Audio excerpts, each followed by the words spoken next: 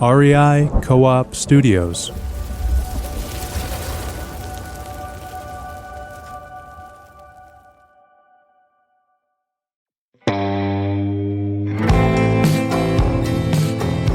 Welcome to a very special edition of the Camp Monsters podcast.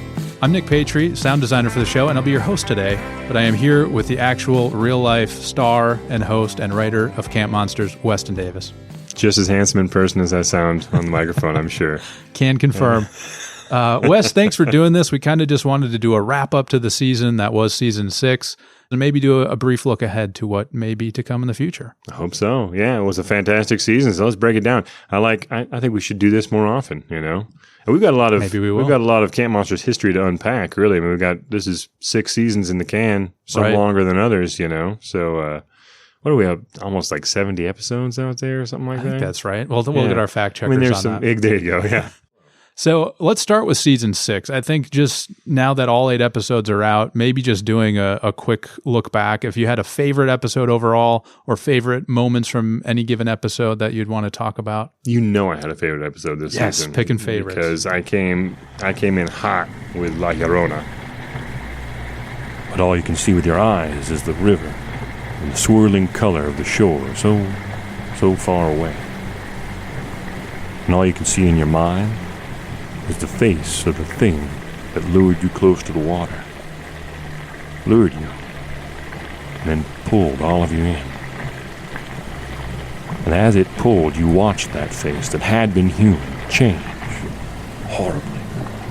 Change into something pale-tinged blue, blackness in its mouth, no iris in its black eyes. Eyes black all over, black as the darkness at the bottom of the dirty river.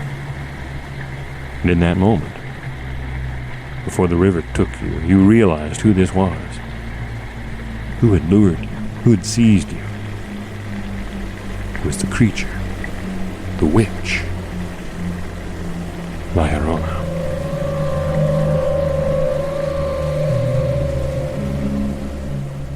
I think I pitched it last year. Yep.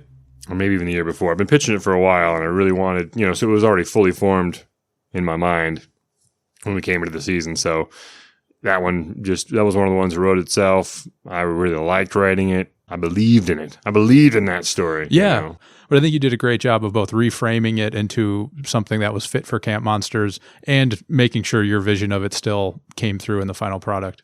And try to resonate with, it's a complicated story. That's why I like that particular creature or monster or legend, is that it's, we have a lot of fun doing all kinds of monsters that when you read up on them or do any kind of background, it's pretty much like, I don't know, there's something crazy in the woods, I saw it. It tried to eat me, and that's cool. That's great. You do some jump scares and get some scary stuff going there. But I always love, in any given season, where we get to have a little fun with something more complex or something else happening. But yeah, La Llorona for this year was my very favorite. But then again, I'm looking down the list here just to remind myself what we were doing. And, a lot of these I think turned out even better than I thought they were going to.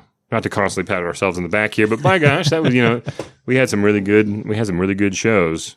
And it runs the gamut, because we had some that I felt like were pretty cut and dried, simple, straightforward, jump scares. Mm-hmm. It is what it looks like, and here we go, which I like doing and trying to keep it simple. The challenge of those is, let's strip it down, make it as straightforward as we can. Then we had some other ones that were like, hey, we've got some space here to kind of get a little introspective. Let's see where the audience, exactly, if they'll come with us. Take the audience for a ride. And I think people do a good job of keeping up regardless of the complexity. And I think you're right. It really ran the gamut. My favorite one, and I'd love to get more of your perspective on this one, was the Taos Hum, episode 2. Thank you for liking that. All right. So listen. Really, really listen throughout this episode and keep listening, even after. And if you begin to hear that sound they call the Taos Hum, well, it may be too late. I thought it was beautifully written, and the performance, of course, was great. And just the story overall. It obviously was like a personal connection to you, which I think just made more of the emotion come through, and was a really impactful story. Well, I'm glad you liked it. Yeah, no, that was one that was deeply influenced by just my personal experiences and having been in Taos a couple times. And so I just drew heavily on places I'd been and things I'd seen, and was able to fold in a story there that I thought was interesting and different than maybe we normally did, you know? And it is a challenge when you're presented with something like a hum, you know, like the center of your story is going to be a sound that some people think they hear. And not only that, you do the research and it's not even really like a threatening, you know, I mean, it's just like, it's really annoying. Right. I'm in this place and there's an annoying sound I can't explain, like, and that's your story, you know, but if you're going to turn it into something interesting or you're going to build a story around it, you know, you got to put some stakes behind it, you know, so. And you did a great job doing that. I thought it was, again, a beautifully written story, and fun to do the sound design on. The hum part was challenging because I wanted it to be audible to the listener, but not be so aggravating, of course, that people would want to take their headphones off or shut the car stereo off. So finding the right balance there, making it so it was off-putting enough to add some juice to the story, but not so much that, it was unlistenable. And on that note, one of the challenges of doing the sound design is really accounting for people listening in different environments. So it's going to sound different to someone listening on to some high-end headphones versus someone listening in their car versus listening in their living room with their family, all of which are great. I'm glad people listen in all those environments, but it's really trying to balance the sort of detail that could come through on headphones with sort of an overall aura that could come through on a kind of wider broadcast. For me, it's cheap headphones and screaming children. So, you know. A good soundtrack to any To be Camp fair, Monsters those are my children and they're screaming in joy. Okay. I just want to be clear. Important distinction, yes. Anything else from season 6 stand out to you? Like moments from any given episodes? Oh, yeah. I mean, I had a lot of fun with, you know, you get down to the end of the season and you're trying to put your best foot forward. You're trying to bring out your best material. You know it's going to come out right around Halloween. Yeah. I always try to put a kind of a big name monster there toward the end. We did the Rougarou, which I know was a fairly well-known creature. And, of course, the Hodag, which... That's right. You know, you have correctly steered me into its many fans in Wisconsin. But there was something else. Jean bent low over the windowsill, shuffling to one side so that more light fell on it. When he was sure of what he saw, he instinctively turned and looked back toward the empty Hodag display. Well, but now there couldn't really be any connection between the two. It didn't make sense that there could be any connection between the stolen Hodag and the deep, jagged gouges lined up on the windowsill. Gouges like a set of long, sharp claws might make as some wild creature leapt out through the open window. You know, so we try to put some good meat and potatoes kind of monsters there at the end of the season, and I think I was happy with the way both those episodes came together. Yeah, and were very different than La Llorona and the Hum in that they were, you know, they feel more back to basics. You know? Yeah, we have a sort of tangible creature that's, you know, stalking the woods or the swamps or whatever. Yeah, I really like them. We were able to do it again from interesting perspectives in both of them, though. We're like, you know, we're telling straightforward stories, but hey, we've got some characters maybe you can get behind, and you know, and a different perspective to kind of approach things from. And both diving into history, right? Exactly. Yeah. That was a strong element in both of them, which I loved. I loved that about the Hodag, which we've mentioned it before on the show, but I'm from Wisconsin originally and have always heard of the Hodag growing up. Never saw it, though, as far as I know. Yeah. There's still time. But you going to the sort of the originator of the Hodag as part of the story was great. Yeah. Real guy. I don't know whether I reflected him in a true manner, but, you know, he was a real guy. Yeah. And as a matter of fact, and there's things that we don't even get a chance to talk about, like, you know, that I almost wanted to work in, but didn't have a chance to. Like the traditional Rhinelander versus Antigo rivalry high school game, I think they call it the Bell game or something like that. Okay. And it's played for bragging rights and for this bell, which came off of like a paddle wheel schooner that was built by Gene Shepard Whoa. of Hodag fame, and he tootled it around. He built it to kind of go down a river, but then once he built it, it was too big to get down the river. So then he had to just keep it on this lake for a while and eventually beached it. And it just kind of sat there and people played on it for a generation or two. And then before it burned down or after it burned or something, they snagged the bell off of it, and then they started trading it back and forth between the towns. The winner of playing the football game. So That's very fun. Yeah, I wrote that in at some point, and then it just got too. It was like, okay, we're going too far afield here. But there's little things you discover as you're digging around for these things.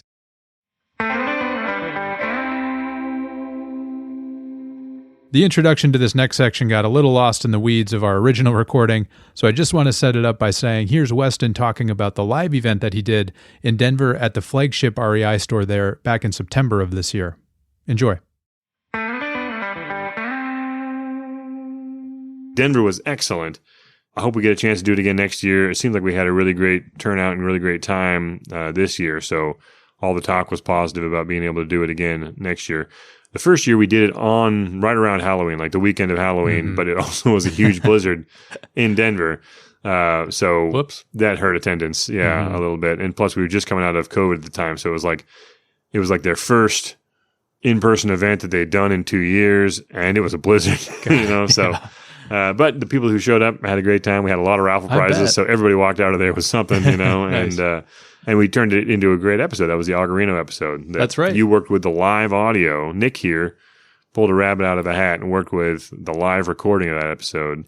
Yeah, and, the team on site did a great job of getting it. And I was really glad that we could put that on the main feed as well. What story did you tell this year? This year I wrote another one. I'm going to try to get it in for next season because I think it turned out pretty well. But I actually riffed on that idea of, because when I was there for the first one, the blizzard year, the people, it's the REI flagship store there is in this great big beautiful old building right down by the Platte River that it's been there for 120 years or something like that, and it was originally a big powerhouse for the trolley car company in town, and there's like catacombs underneath it where they used to throw stuff in the river. I don't know, coal was stored and all this kind of great stuff.